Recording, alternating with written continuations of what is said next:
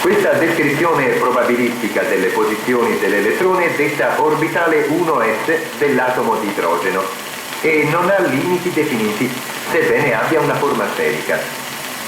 Perciò 1s è un'abbreviazione adatta, perché 1 indica lo stato d'energia dell'atomo ed S denota la forma sferica dell'orbitale. Ma ricordate che l'orbitale rappresenta solo la probabilità di trovare l'elettrone in una certa posizione. Se potessimo osservare l'elettrone in istanti diversi, lo troveremmo prima in una certa posizione, poi in un'altra, e così via. Ma quale sarà la traiettoria percorsa dall'elettrone andando da una posizione all'altra? A questa domanda la meccanica quantistica non risponde esplicitamente. Per la meccanica quantistica può andare bene ogni traiettoria corrispondente a questa distribuzione.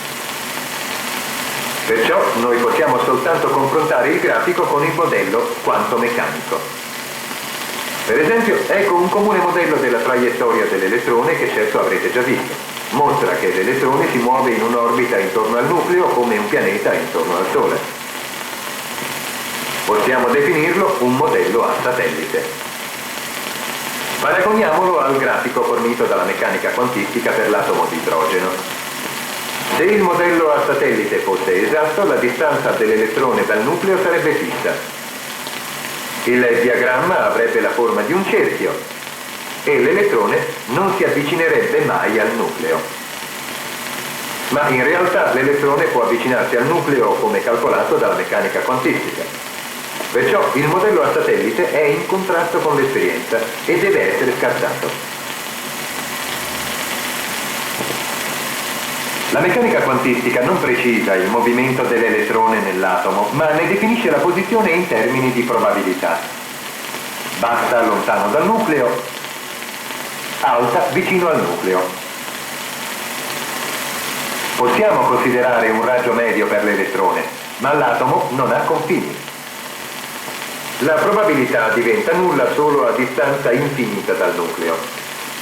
Poiché l'orbitale 1s è tridimensionale, all'infinito c'è una superficie sferica dove la probabilità di trovare un elettrone è 0. Ogni superficie dove la probabilità è 0 si dice nodale. L'orbitale 1s ne ha solo una. Ricordate che l'orbitale 1s corrisponde al livello di energia più basso dell'atomo di idrogeno.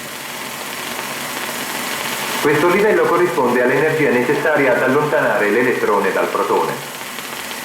Per il primo livello questa energia è meno 313,6 kcal per mole, ma lo spettro dell'idrogeno mostra che il suo atomo ha anche livelli di energia più elevati.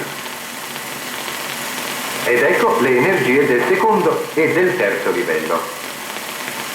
L'analisi numerica mostra che la relazione esistente tra queste energie sperimentali è molto semplice. Si osservi che il valore di energia di 78,4 kcal è esattamente un quarto di 313,6 e 34,8 è un nono di 313,6. Questi numeri si possono rappresentare come 313,6 diviso per il quadrato di numeri interi, cioè 2 al quadrato e 3 al quadrato. L'energia più bassa è 313,6 su 1 al quadrato. Perciò ogni livello energetico è caratterizzato dai numeri interi al denominatore, che sono valori possibili del numero quantico principale n. Possiamo quindi usarli per classificare i livelli energetici. Ora il calcolatore elettronico elabora un diagramma del secondo livello energetico, l'orbitale 2s. Ha lo stesso significato del disegno dei fiori e del colibrì. La disposizione dei punti descrive l'orbitale 2s in termini di probabilità. Paragoniamo l'orbitale 2s all'orbitale 1s. Su diagrammi alla stessa scala. Nello stato di energia più elevato, il 2s, la probabilità di trovare l'elettrone a maggiore distanza è cresciuta considerevolmente. Si intende che in realtà l'orbitale 2s, come l'orbitale 1s, è sfericamente simmetrico in 3 dimensioni. Ambedue i grafici mostrano che l'elettrone può talvolta trovarsi a notevole distanza dal nucleo, cioè che l'atomo non ha limiti definiti. Ma l'orbitale 2s mostra una nuova caratteristica. A una certa distanza dal centro l'elettrone non si trova mai. Per la simmetria tridimensionale dell'orbitale, questa distanza definisce una seconda superficie sferica, dove la probabilità di trovare l'elettrone è nulla. Ricorderete che tali superfici sono dette nodali. Perciò, mentre l'orbitale 1s ha una sola superficie nodale all'infinito, l'orbitale 2s ne ha due, una all'infinito e una ad un raggio specifico. La meccanica quantistica insegna che ci sono altri orbitali per l'idrogeno con la stessa energia del 2s e il calcolatore ne sta disegnando uno detto 2p.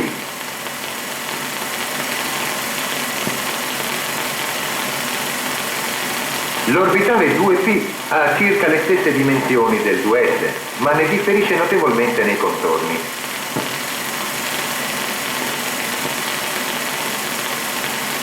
Il 2s è sfericamente simmetrico, mentre il 2p è decisamente orientato lungo un asse, in questo caso l'asse z.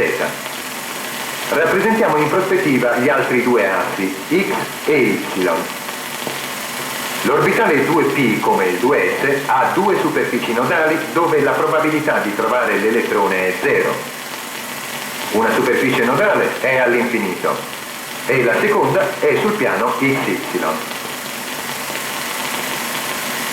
Ma perché l'orbitale non è orientato lungo l'asse y o l'asse x? La risposta è che esistono 3 orbitali indipendenti di questa forma, ciascuno orientato lungo un asse. Ognuno di questi orbitali, 2p, ha due superfici nodali, una all'infinito, l'altra